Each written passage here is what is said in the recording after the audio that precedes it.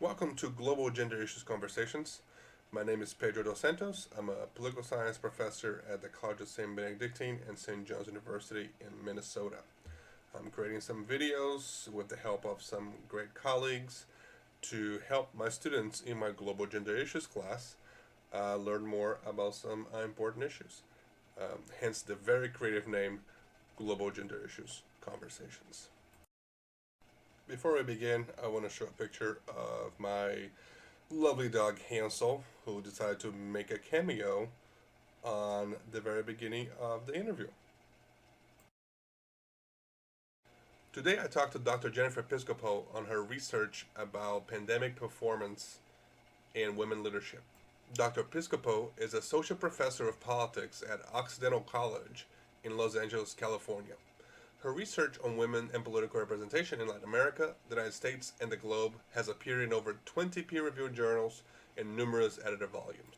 She co-edits the journal Politics, Groups, and Identities and consults regularly for international organizations such as UN Women.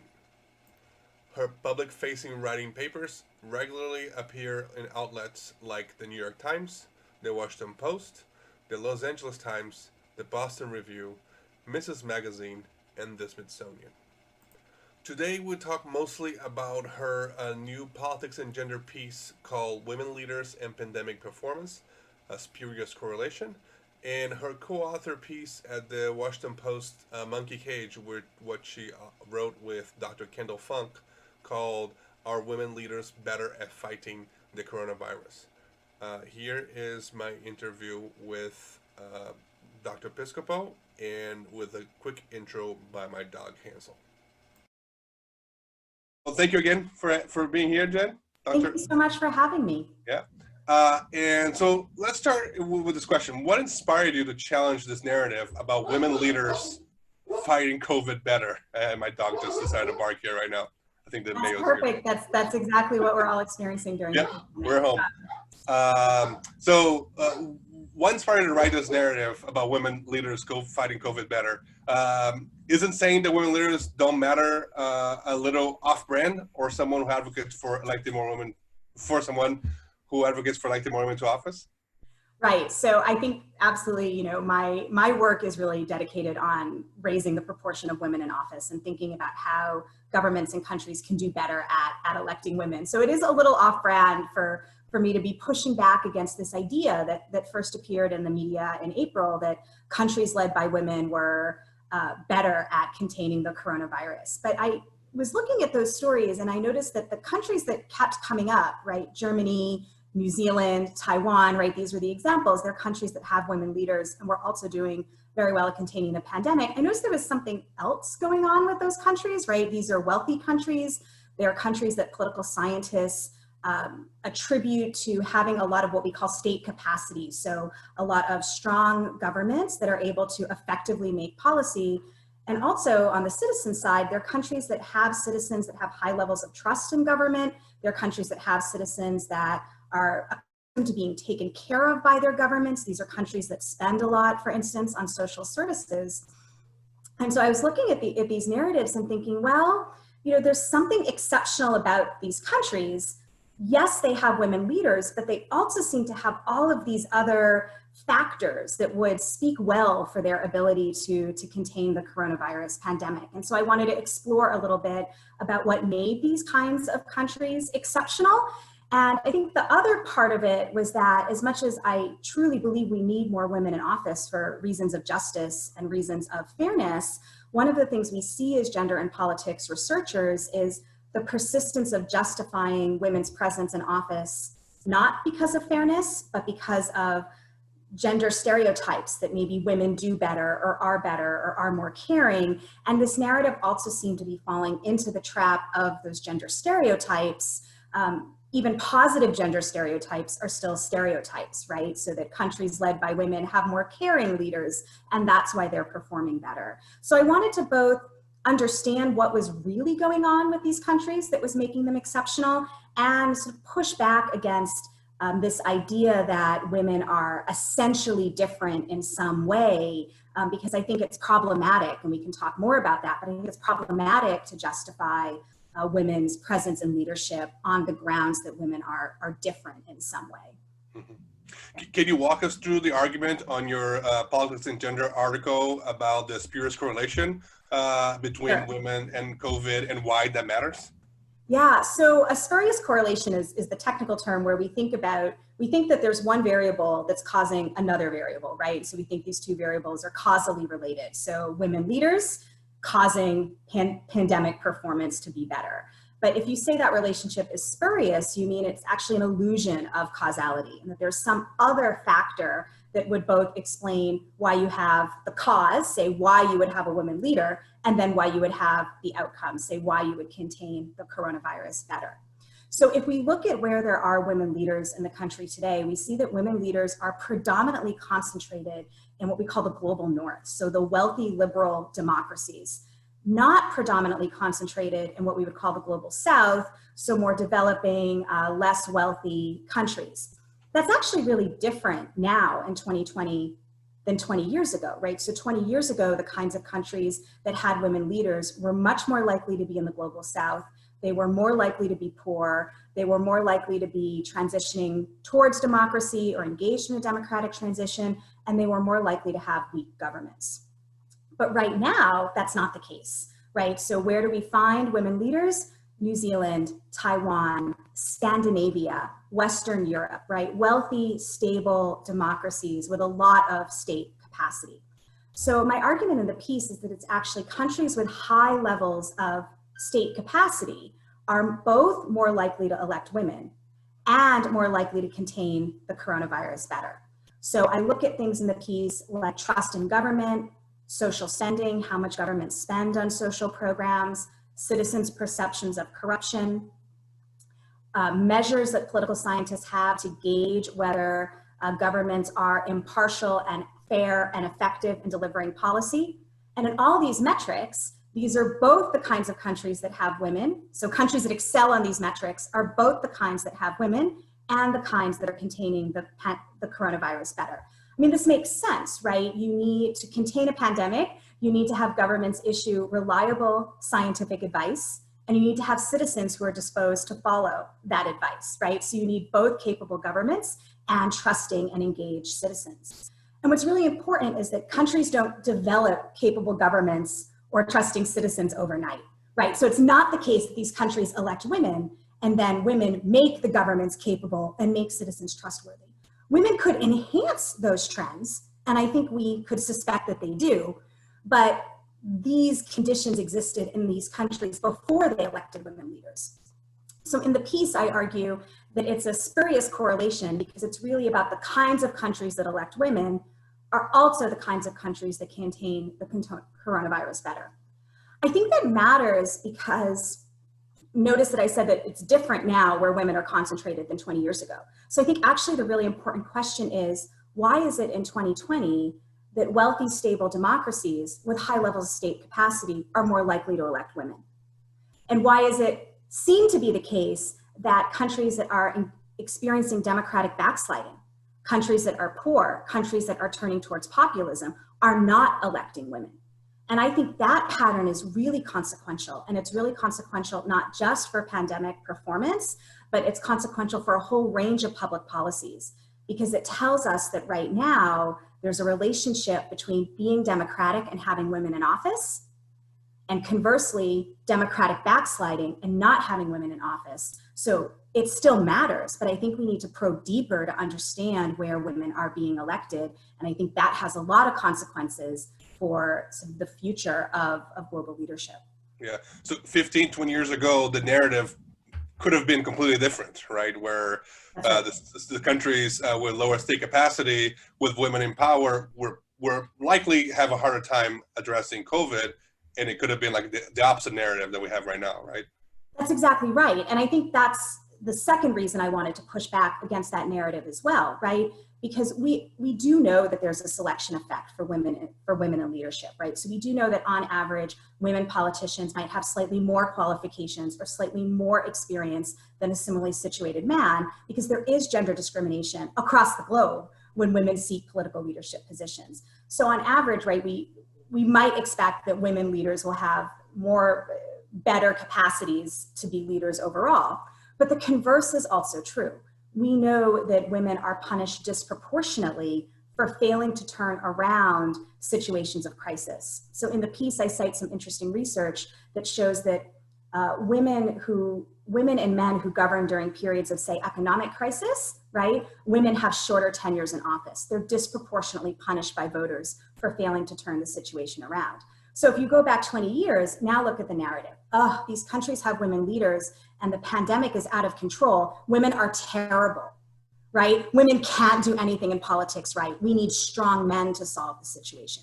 So I think it can feel really good to promote this narrative that women leaders are better when things seem to be going well, but there's a dark side about when things start to be going badly, that you might start to think that women are especially bad, right? So the flip side of saying women are especially good is that there's a risk of especially bad, and that can have negative consequences for women's ability to access leadership in the long run. Yeah. So the first article claiming that women leaders were superior during the pandemic appeared around April. And I did a quick look, and there's some examples of that. It also goes across the spectrum, and that's what I think is interesting, right? So I had articles on Forbes, on Wired magazine, on Time, New York Times, The Conversation, Business Insider, NBC News, the Miami Herald, Fortune, and The Guardian. And that's just the ones that, the first 3 pages of Google got to these. And these are all these articles were saying that women were better, and women, and in a way making this argument that women are better, right, at running this, running countries like this. And there had been some articles that, question this narrative and kind of make some of those kind of disposing, that it's more complicated than that, right? But why do you think that the narrative still is overwhelmingly dominated by articles saying, look how good women are? It's really fascinating because I really can't remember it in recent history. And I asked Dr. Funk this question, who was my co-author in the Washington Post piece, if she could think of an example, and she couldn't. I couldn't think of another recent example where an idea about women in politics had so captured the international public imagination, right? So there's no doubt that this idea has deeply captured the public imagination, not just in the United States, but across the globe.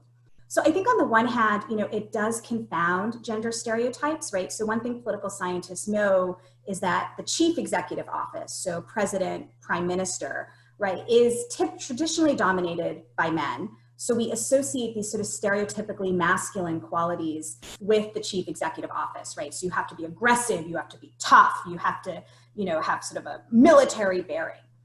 But of course, a pandemic isn't a military crisis, right? You can't fight a virus with guns and warships.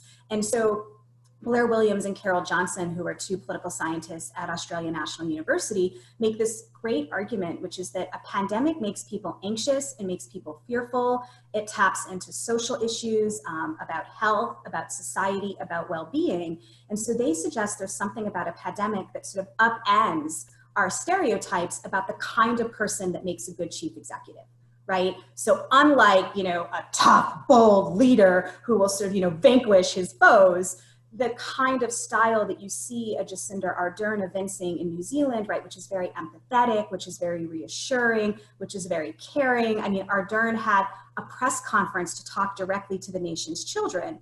So Williams and Johnson really argue that there's something about the pandemic that upends our gendered assumptions about whether women or men are good chief executives, and that there's sort of craving, right, among voters and citizens right now for a more stereotypically feminine leadership style. So this idea that women leaders are better at containing the pandemic really speaks to this sort of need and desire we all have to still think that gender differences are important and still think that. Another interesting point that that Johnson and Williams make is this discussion that we're now all in the private space, right? We're all quarantining, made us go back to the home, which again, in this perspective, the public versus the private space is a women's realm. So they even reinforce some of the stereotypes. Is another interesting kind of point from that article as well. That's right. And Dr. Funk in her work, right, both she wrote an article as well as collaborated with me on that Washington Post piece, she does point out that looking at women mayors in the United States, it seems to be the case that cities led by women, the mayors were more attentive to investing in social programs that would insulate folks from the coronavirus's effects, not just on the public health or epidemiological side, but on the social aspects of the economic side. So things like job protection, homelessness, additional sort of support for food insecurity, for healthcare, those sorts of things. So again, it's not that it doesn't matter if you have a woman leader or not, but we need to be really careful when we think about, well, how do women leaders matter? So the point that we make in the Washington Post piece is that women leaders might really matter for making citizens feel cared for, as Williams and Johnson say, or women leaders might really matter for investing in the kinds of social programs that especially vulnerable people need during a pandemic because they've lost their jobs, they've lost their income, their families are struggling. But from an epidemiological standpoint, so the connection between, say, women leaders and issuing shelter-in-place orders, or women leaders and compliance with masking, or women leaders with closing borders, we just don't show evidence that countries led by women did any better on those more disease control metrics relative to some of the other kinds of outcomes that Williams and Johnson and Funk talk about. Yeah.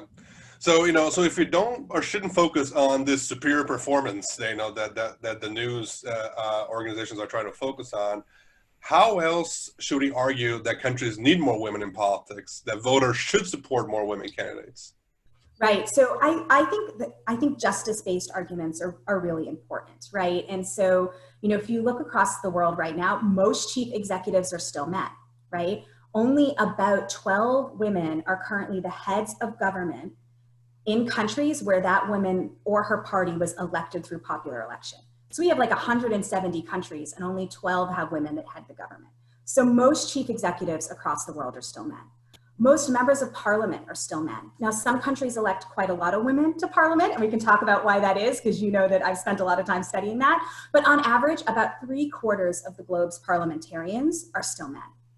And I love this quote from Ann Phillips, where she says, "There's no argument from justice that can justify the current state of affairs." So unless you're prepared to say that men are naturally superior, there's simply no justification for the fact that the most political offices, 3/4 of them, or in the case of chief executives, say 90% of them, are led by men.